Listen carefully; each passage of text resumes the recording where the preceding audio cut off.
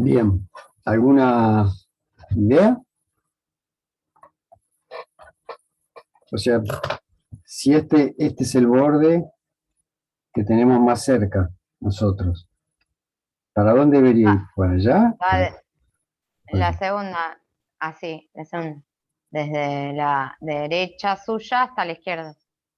Claro, porque a ver, si uno tiene la capita esta, la campanita esta, orientada para abajo, ¿no?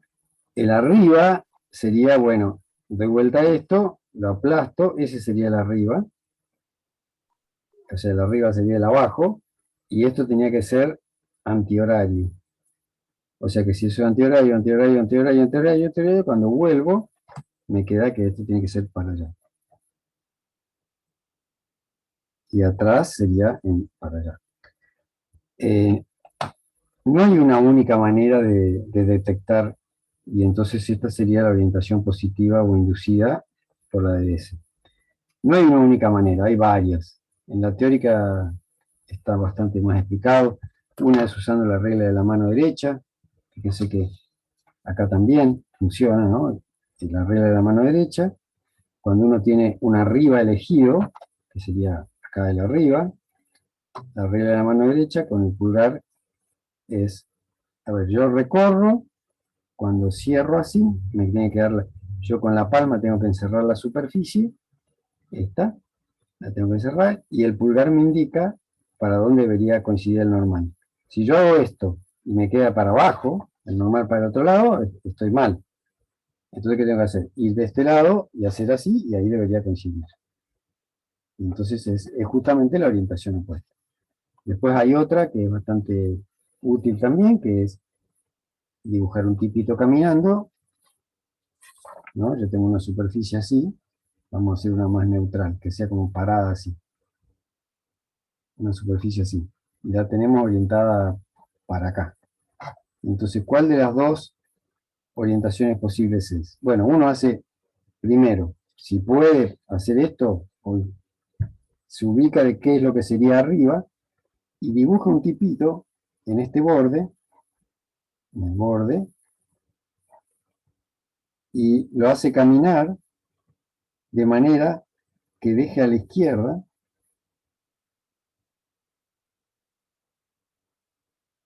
la superficie. Y, y uno dice, sí, bueno, está bien, pero ¿por dónde pisa? Bueno, tiene que pisar de manera que la gravedad esencialmente lo deje parado acá. Como este es el arriba, el tipo va a caminar pisando de este lado. Y eso coincide con la regla de la mano derecha también. Pero esto a veces es más fácil de imaginar. O sea, yo tengo esa superficie, la tengo orientada para arriba, y hago caminar al tipito de manera que quede a la izquierda, con la cabeza del tipito siempre hacia arriba, hacia donde esto indica que, el normal indica que es el arriba de la superficie donde está orientada la superficie. Eh, bien, o sea que el problema es que ahora vamos a involucrar dos nociones, una es la de la orientación de la superficie y otra es la orientación de la curva en el teorema de Stokes. Entonces vamos a tener que conocer con precisión las dos cosas. ¿Cuál es la orientación que tienen que tener? ¿Alguna consulta que quieran hacer?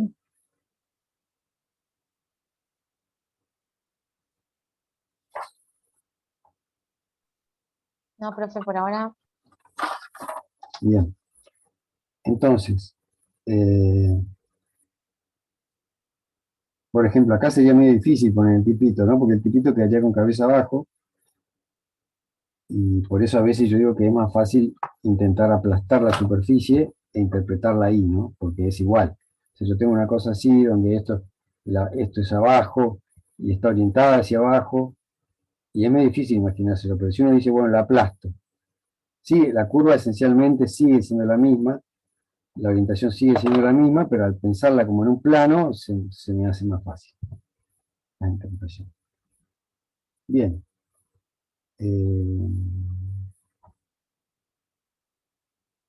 bueno, enseguida me quiero poner a hacer ejercicio, pero necesitamos tener esto bien.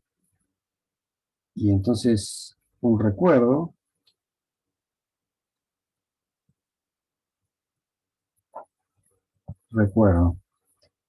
cuando uno integraba un campo vectorial sobre una curva alfa parametrizada, diferencial de arco, este tipo era campo vectorial,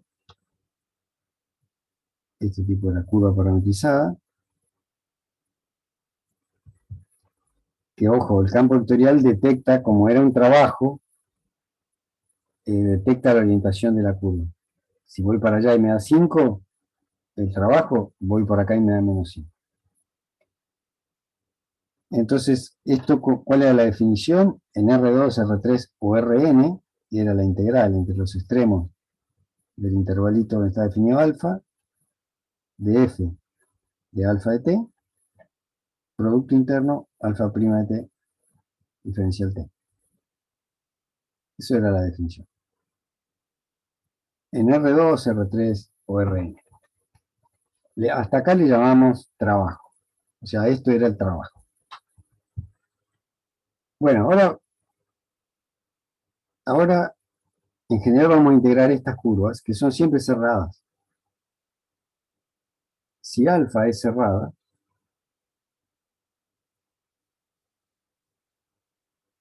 al trabajo eh,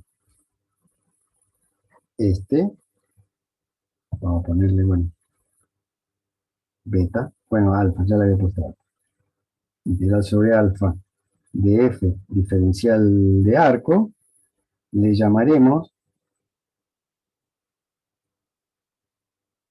circulación. ¿Y por qué? Bueno, una posible interpretación sería que si yo tengo eh, una curva así, pensemos en un plano si quieren, pero en R3 también es cierto, y el campo está así, como empujando la curva en todos lados, una curva cerrada, ¿no? O sea, esta es la diferencia. Esta es cualquier curva, el trabajo. Pero si la curva es cerrada, empieza y termina en el mismo lugar, y yo tengo una cosa así, con la curva, y a la curva está orientada de esta manera, bueno, en este caso la integral de f sobre alfa diferencial de arco me va a dar positiva. Entonces esto detecta efectivamente si la orientación en general, porque a veces puede ser que sea mayoritariamente ayude y en un lugar juegue en contra, pero como es mayoritariamente para allá, va a terminar dando positivo. Entonces en este caso va a dar positivo, si la juega con el mismo campo,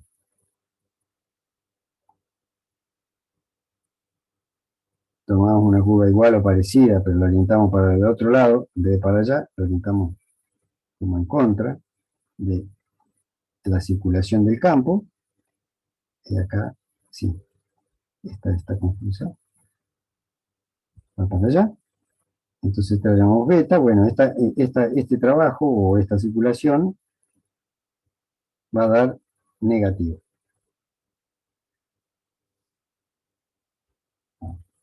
Bien, eh, ¿qué más?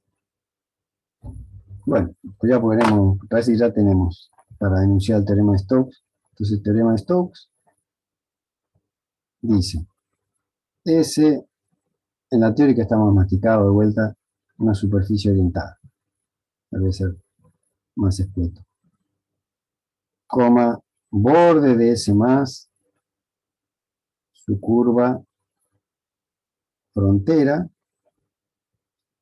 con la orientación inducida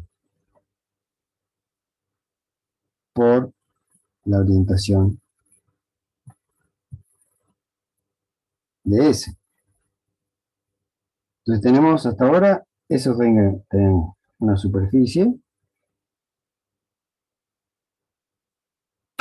S orientada, o sea que tiene un lado elegido. Acá, ¿cómo sería la orientación del borde de S más? O sea, el borde de S sería esta curva.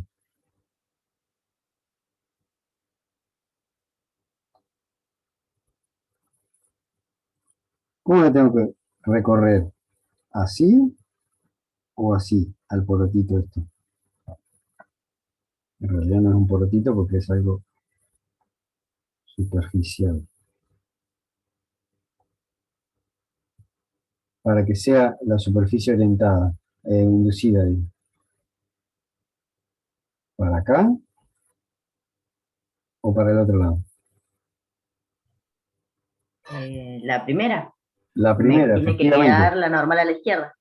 Exactamente. Si el tipito va caminando por acá, Sí. vamos a ponerlo así para que vaya corriendo, así se ve mejor. Le pongo una gorrita también para que se vea por donde apunta. El tipo le pongo con la cabeza hacia donde está el arriba. Y cuando va corriendo, caminando, lo que fuera, le tiene que dar a la izquierda. O también, si recorro el borde con la regla de la mano derecha, tiene que coincidir la palma encerrando la superficie, el pulgar apuntando hacia el punto normal.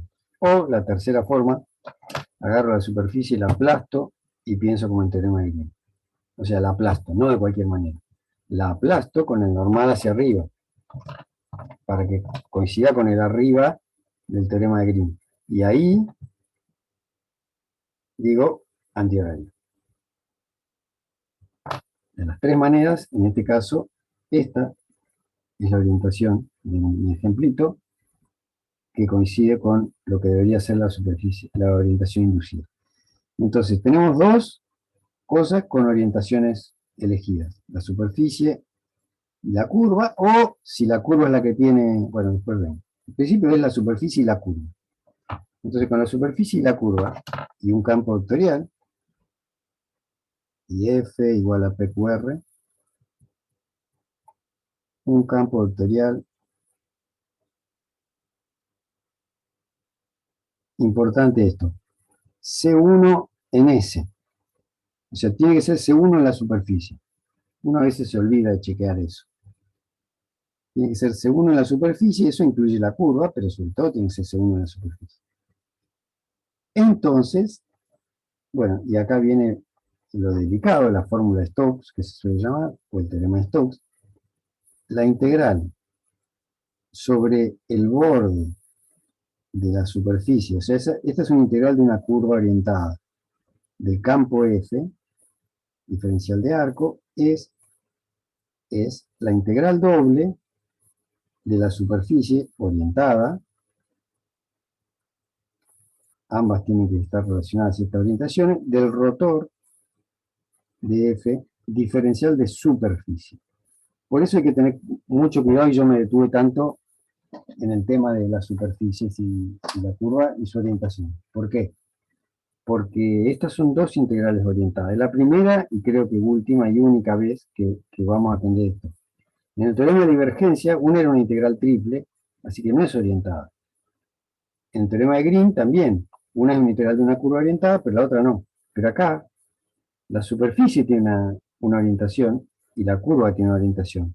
Y acá hay cuatro posibilidades, si yo oriento mal. Tengo dos acá y dos acá. O sea que podría meter la pata de varias maneras. Entonces, en principio uno tiene que manejar estas cosas.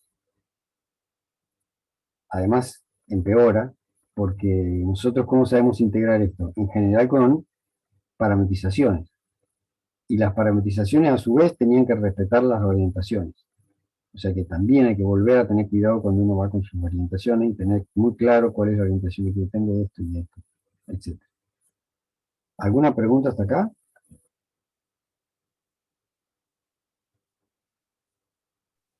Profe, si en un punto de la superficie me da que no es C1, Sí, ¿ya no vale el teorema?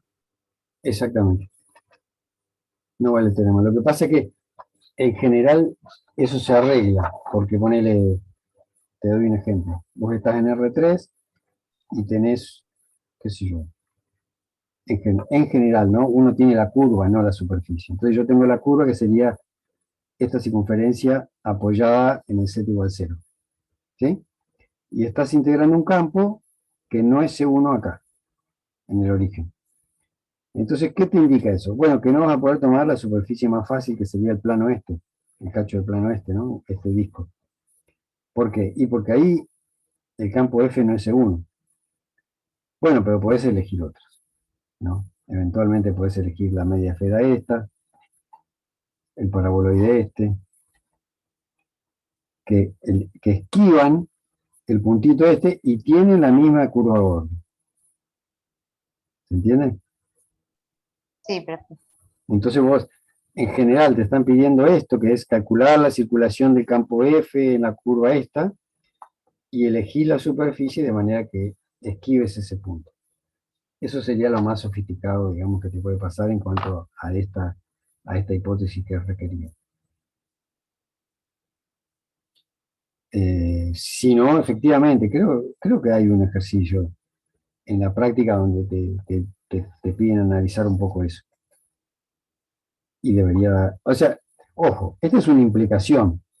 No quiere decir que vaya a dar distinto, ¿no? O sea, si el campo no es C1, podría ser que haya alguna especie de compensación y que se dé, y que dé que esto es igual. Lo que vos no podés estar seguro es que vale el teorema de Stokes. O sea, no podés estar seguro, no estás seguro de que falla, porque eso sería si esto fuera una especie de sí solo sí, ¿no? Y esto es una implicación en un sentido nomás. ¿Se entiende eso que digo? Más o menos. Ah, bien. ¿Viste la diferencia entre implicación y... O sea, si vos tenés algo que vale, y cuando vale esto, vos podés asegurar que vale esto. Eso es una implicación, Sí. ¿no? Por ejemplo, vos decís, eh, Ah, sí, lo por entiendo ejemplo, perfecto. si vos decís, no sé, n es múltiplo de 4, entonces n es par. Esto es una implicación. Cada vez que n sea múltiplo de 4, n tiene que ser par. Pero para acá no vale. Por eso uno pone en general solo una implicación. O sea, n puede ser par y no ser múltiplo de 4. Entonces es una implicación y no es un sí solo sí. Ahora, eh, después, vos decís, bueno, no sé si n es múltiplo de 4 o no. ¿Entendés? O sea, te está fallando la hipótesis. Que acá, por ejemplo, sería, bueno, f no es C1 en S. Entonces te está fallando esta. Pero eso, en principio, podría ser un par, ¿no? Podría igual ser un par. ¿Se entiende? Yo agarro el 2. Sí, No es múltiplo de 4. Sin embargo, es par. O sea que vos decís, ah, pero entonces el teorema este valía. No, no, no. El teorema dice explícitamente esto. Si vos tenés esto, n es par. Y nada más que eso dice. Si vos no tenés este, bueno, este teorema no te ayuda. ¿Entendés? sí, O sea, el hecho de que a uno en un teorema le patinen las hipótesis, simplemente dice, bueno, este teorema, tal cual está acá, no lo puedo usar. Ahora, vos hasta hacer la cuenta nunca vas a estar seguro si esto vale. Porque capaz que podés hacer esta cuenta, ponerle que el campo sea derivable pero no se hace uno, y entonces vos podés derivar, calcular rotor, integrar, hacer todo y hacer la cuenta y te da iguales. Pero profe, usted me dijo, no, no, no, eso puede pasar. Lo que pasa es que el teorema no te lo puede asegurar, porque no se cumplían las hipótesis en las que uno demuestra el teorema. No sé si confundí más de lo que ayudé a aclarar. no, entendí, puede dar, pero no cumple el teorema, digamos. Exactamente. No, o sea, no lo podés justificar diciendo Teorema, por el porque, teorema. Claro, claro, porque para el teorema vos tenés que ir checando. ¿Es la superficie orientada? Sí. ¿Tiene la orientación inducida? Sí. FS1, sí. Ah, bueno. Entonces estoy seguro de que esto vale. ¿Está bien? Bien, pasemos entonces a los ejemplos sin más demora. O sea, este teorema es de los más difíciles, inclusive aún en la versión reducida que nosotros demostramos, también tiene sus vueltas para demostrarse. Está en un video aparte, la demostración, como decía en la teórica, y entra en el final. Bien, a ver, yo tenía elegido algunos ejercicios. A ver, por ejemplo, eh,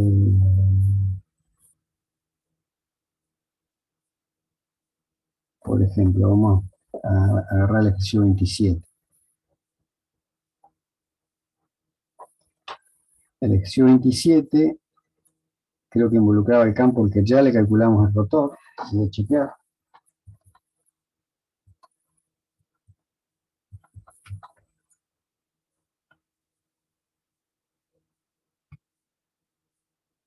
Sí. O sea, el dado f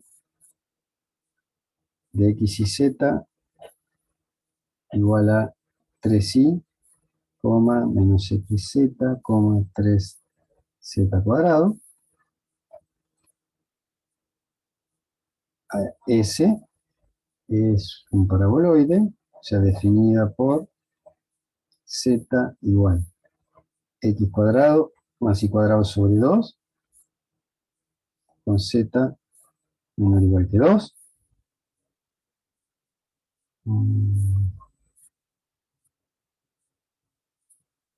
Bueno, no dice cuál es la orientación, pero dice verificar que se cumple el teorema de Stokes. Por ahí no es uno bueno para empezar.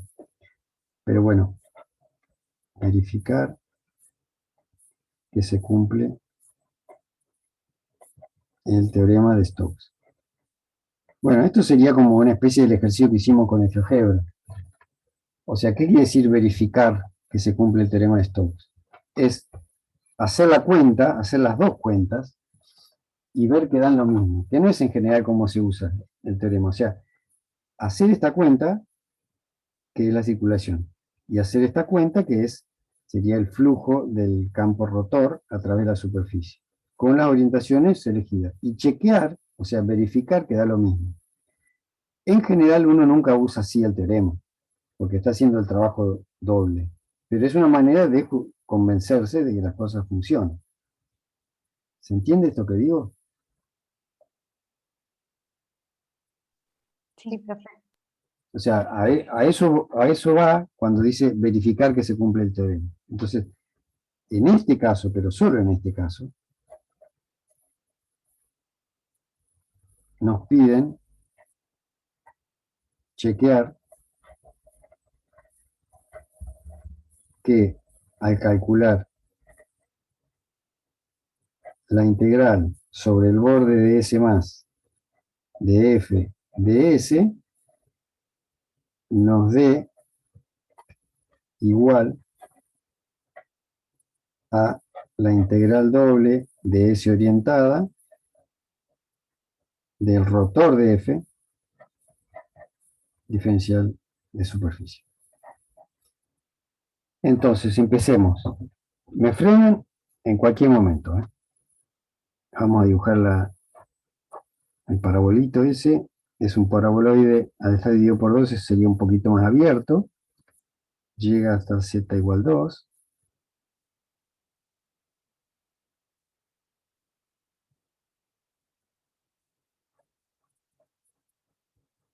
Como no le da orientación y me dicen verificar el teorema de Stokes, yo voy a tener que ser cuidadoso y elegir yo la orientación coherente. O sea, voy a orientar la superficie, que en general debería estar orientada en un ejercicio de estos, pero bueno, acá como es solo para verificar, yo la elijo. Entonces, por ejemplo, voy a agarrar la superficie y la oriento para arriba. O sea, este sería el normal en un punto P. Entonces ahora debería orientar su curva frontera, que es esta.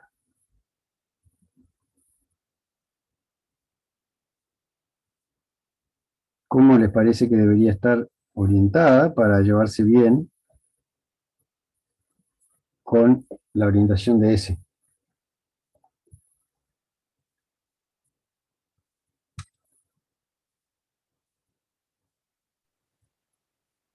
O sea, si yo la mirase de arriba, ¿cómo tendría que recorrer? ¿Así o así? Para que sea antihorario. La primera, muy bien. O sea, así.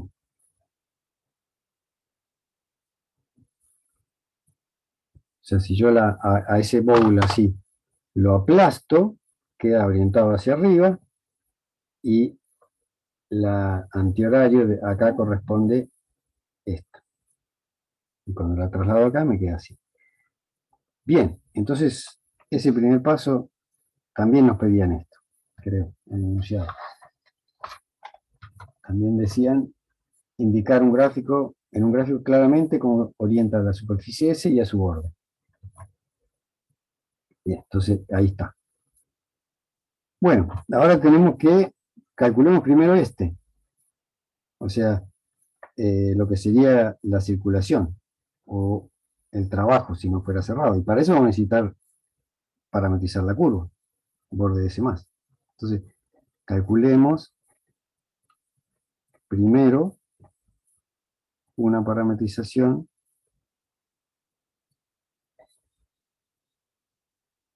de borde de S más para obtener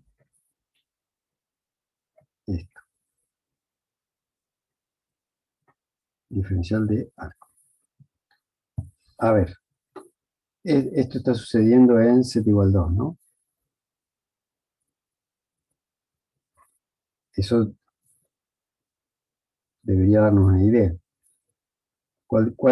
¿Qué parametrización de borde S más sugiere como curva? R coseno, R seno, 2. O sea, vos decís R coseno, R seno Sí, de tita, 2. sí. Y ponele alfa. ¿De qué variables? O variable. Ah, ahí de, Claro, así sería una claro, superficie, necesito, ¿no? claro, superficie, claro. Yo Entonces, parametricé la superficie que encima no es eso. sí, sería esta si le poner límites. No, ojo, sería la superficie De que tapita, encierra la curva. claro. Una de las superficies que podría encerrar la curva. Claro, como vos estás tapando usando ejercicios Claro, de claro. Gauss, digo, en general, Sí, pero acá, esta es una curva, o sea que acá debería ir una sola variable libre, claro, y acá lo que pareciera estar constante es el radio, ¿no? sí, Fíjate que uno puede calcular la sombrita esta, claro. y es lo que termina pasando en Raíz de XY, 2. ¿no? Uno tiene esta sombrita, y ¿cómo llega hasta ahí? Y bueno, tiene que tener en cuenta que z es menor o igual que 2 y que z es esto. Entonces te queda, consideramos x cuadrado más y cuadrado sobre 2 menor o igual que 2, porque esto era z, ¿no? Y nos pedían que sea menor o igual que 2, y entonces queda que x cuadrado, paso este 2 para allá, es menor o igual que 4, y entonces el radio es 2, ¿no? O sea que acá me queda 2. O sea que la parametrización de la curva de arriba sería como vos habías dicho, pero acá con un 2. Un 2, y la variable sería tita, o t. ¿Sí? Entonces, en principio uno agarra y... Profe, una consulta. ¿Cómo Sí, hizo lo del radio? En la cuenta que no se ve, justo está muy abajo. está. Ah, ahí está, ahí la veo. Ahí está bien. O sea, de ahí nos queda que r cuadrado es menor o igual que 2. R cuadrado menor o igual que 2 al cuadrado. Y entonces, eh, en el borde, que es lo que a mí me interesa, va a ser 2. Nos interesa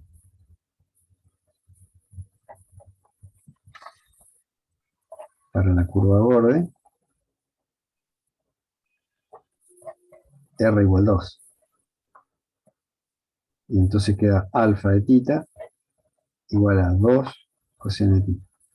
2 seno de tita, 2 z, porque z era igual a 2. No tienen por qué ser iguales esto. O sea, Acá justo, como estaba dividiendo por 2, quedó 4 acá. Pero si hubiera sido x cuadrado más y cuadrado menos igual que 2, hubiera sido raíz de 2, el r, ¿no? Pero acá decía dividido 2. Todo esto era z, ¿sí? X cuadrado más y cuadrado dividido 2. Sí, profe, ahí lo vi. No lo había visto. Bien. Entonces, por eso, repito, esto no tiene por qué ser igual. Coincide en este caso. Bueno, acá tenemos que de vuelta tener cuidado. O sea, esta curva, ¿cómo se va a recorrer? O sea, esta parametrización. ¿Conserva o invierte la orientación requerida? En principio yo sé que abajo, como esto es x y esto es y, yo sé que esta parametrización arranca de los x semieje positivo y va para allá, ¿no? Hacia así. Si me olvido del eje z, ¿no? Si miro solo estas dos coordenadas, va para allá. Entonces, cuando yo veo lo que pasa con el z, efectivamente, ¿qué pasa? ¿Conserva o invierte? Conserva también. Conserva, porque el 2 lo único que hace es subirlo ahí arriba. Y si esto acá hace este recorrido, arriba va a ser el mismo recorrido copiado. O sea que esta alfa de tita con tita entre 0 y 2pi, hay que agregarle que y alfa conserva la orientación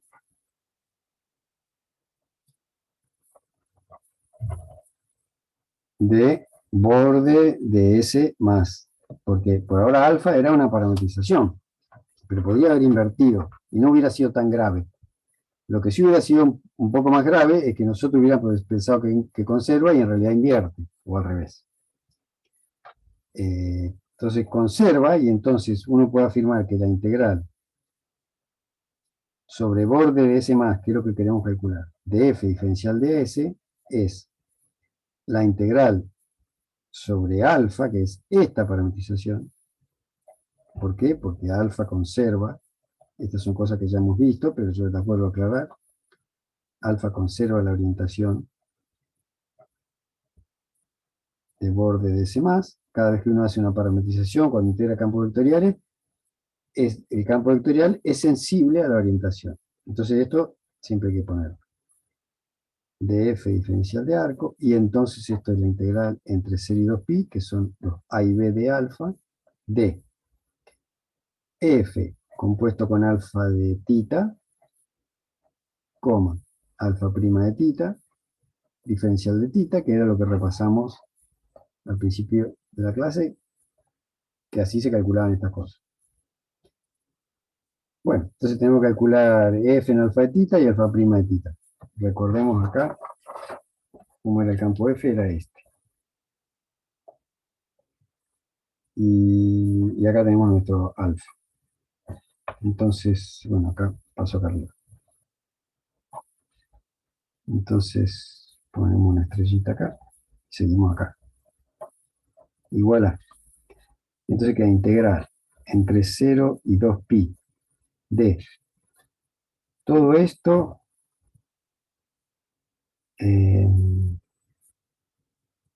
que va a quedar 3 veces esto, que es el i, 6 seno de tita. claro, 3 veces 2 seno de tita, eso es esto, pero evaluado en alfa de tita, coma, después va menos x por z, que sería menos 2 coseno de tita por z, que es 2, por 2, que es constante acá, ¿no? Voy por acá, coma, 3z cuadrado. Y acá va entonces 3z, que es 2, al cuadrado. Terminó esta parte, o sea, esta parte. F de alfa de tita. Producto contra alfa prima. Entonces hay que derivar esto respecto de tita. Queda menos 2 seno de tita, 2 coseno de tita, coma, la derivada de 2 es 0. Termina en producto interno, diferencial tita. Igual a. Bueno, a ver qué queda. Integral entre 0 y 2pi de.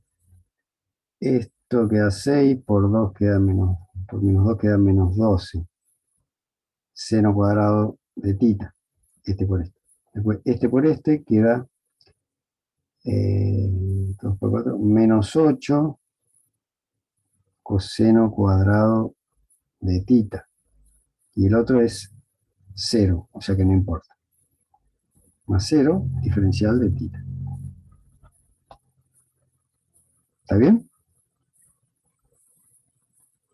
Después, si juntamos esto con esto, hay muchas cosas que son 1, ¿no? Porque hay muchos menos seno cuadrado, menos coseno cuadrado. O sea, se salva un menos 4 seno cuadrado de tita, y después todo lo otro es menos 8 por 1, diferencial tita. ¿Están de acuerdo?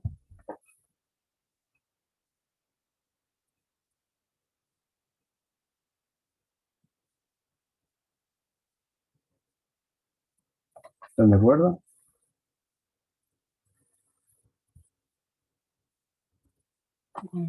Sacó factor común.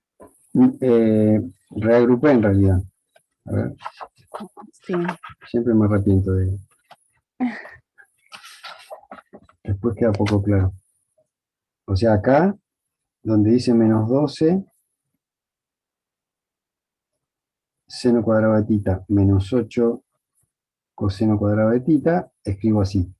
Menos 4 seno cuadrado de tita, menos 8 seno cuadrado de tita, estamos de acuerdo que eso es lo mismo que esto. Porque menos 4 menos 8, Sí. menos, Sí. 12. Menos 8 coseno cuadrado de tita. Ah, está bien. Esto a Y su ahí vez, junto estos dos.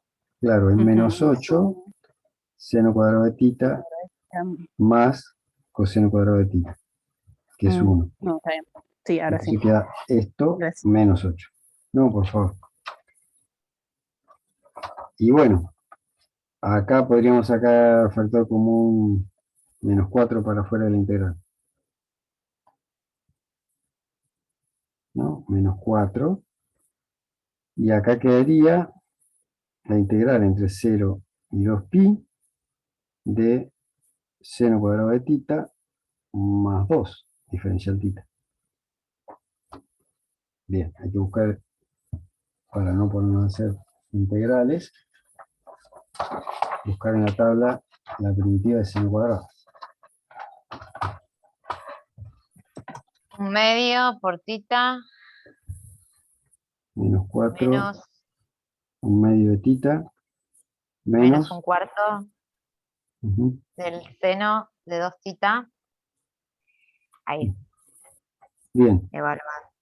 Y el 2 sería, la primitiva sería 2 tita. ¿No? O sea, todo esto es Sí, de seno cuadrado y esto sería 2 tita. Y esto va evaluado entre 0 y 2pi. Si evaluamos en 0, da todo 0. Entonces solo hay que evaluar en 2pi.